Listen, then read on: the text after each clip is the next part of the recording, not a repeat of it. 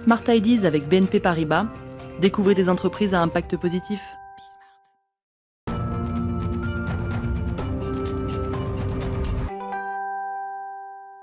Smart Ideas, une start-up à l'honneur, comme tous les jours, avec Martin Bonte aujourd'hui. Bonjour. Bonjour Thomas. Bienvenue, vous êtes le cofondateur, le président de UbiBest. Vous l'avez créé avec qui et il y a combien de temps ? J'ai créé ça avec une associée qui est spécialiste de la communication en janvier de cette année. Donc c'est tout récent, c'est vraiment une toute jeune entreprise. C'était quoi votre idée de départ, votre ambition à tous les deux ? Écoutez, c'est assez simple, il a fallu que je change un jour de lave-linge.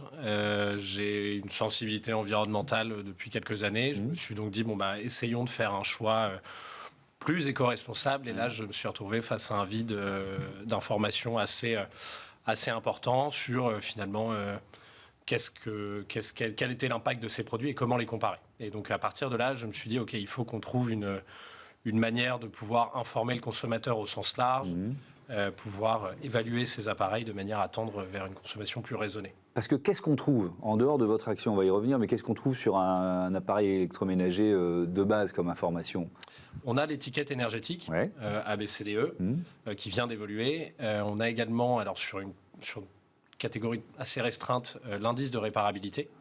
Ouais. Mais finalement, aujourd'hui, ces informations, elles sont fragmentées. On n'a aucune idée de ce qui se passe lors de la fabrication, qui est pourtant la phase où l'impact le plus important se fait. Ouais.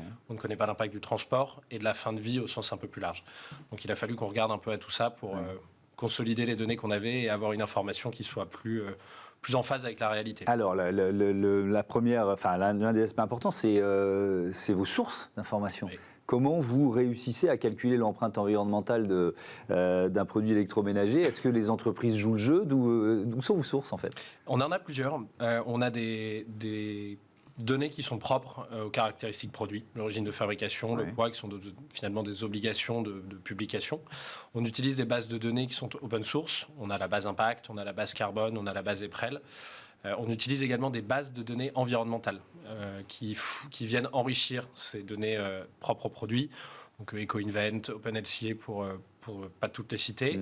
Et évidemment, les données fabricants. Et donc, c'est pour cette raison qu'on a développer un logiciel qui est un SaaS qu'on met à disposition des fabricants pour faciliter la collecte de cette information et l'évaluation environnementale qui en découle. Ouais. Et donc finalement, le score environnemental qu'on a développé sert, en tout cas, incite à l'utilisation de ce SaaS qui lui-même sert le score par l'enrichissement de la donnée. Et elle joue tout le jeu ?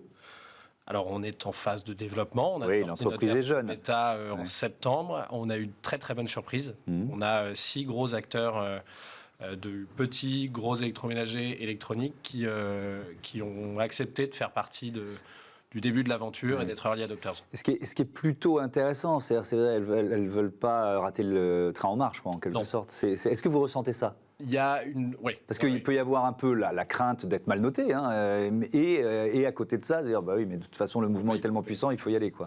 Effectivement, il y a de toute façon le consommateur qui pousse de plus en plus, et c'est un secteur qui n'a pas encore été trop impacté, mais qui va naturellement s'y diriger. Et puis on a une législation qui est passée là en août, qui est la loi climat, et le deuxième article spécifique en fait à compter d'ici à 5 ans, les produits électroniques auront l'obligation d'apposer un affichage environnemental. Donc non seulement il y a cette importance de répondre aux nouvelles habitudes de consommation, mais en plus de ça, il y a la législation qui de toute façon finira par les contraindre. Ouais. Donc l'idée, c'est de se positionner dès aujourd'hui, et ça permet d'avoir des arguments marketing et puis de se mettre d'ores et déjà dans une bonne démarche. Oui, autant devancer la législation et pouvoir même communiquer dessus. Vous vous présentez, ou on vous présente souvent comme le Yuka de l'électroménager, et je reste sur cette question de la relation avec les entreprises du secteur. Quand vous voyez les difficultés de Yuka face aux grandes marques de charcuterie qui l'attaquent en justice, comment vous réagissez ? Est-ce que ça vous inquiète, ça ?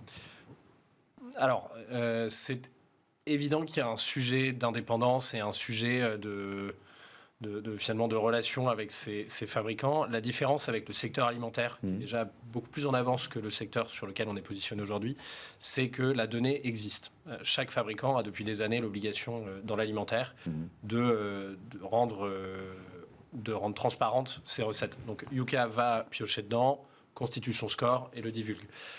La différence avec nous, c'est qu'on a besoin des fabricants. Donc on ne peut pas aujourd'hui se mettre finalement en opposition permanente. On a plus cette vision de se dire, à l'instar de ce qu'a prouvé Yuka, c'est par le consommateur et son acte d'achat que finalement on impacte une chaîne de prod dans son ensemble, mais c'est aussi en embarquant les différents maillons de la chaîne qu'on arrive à créer un véritable cercle vertueux, que tout le monde va se mettre dans une démarche d'amélioration. Merci beaucoup, merci Martin Bonte, bon vent à UbiBest. Voilà, c'est la fin de cette émission. Je vous donne rendez-vous lundi. Je voudrais remercier Joséphine Dacoury à la production, à la programmation, assistée de Carla Perruchon aujourd'hui, à la réalisation c'est Mani Pezec et Saïd Mamou au son. Salut à toutes et à tous.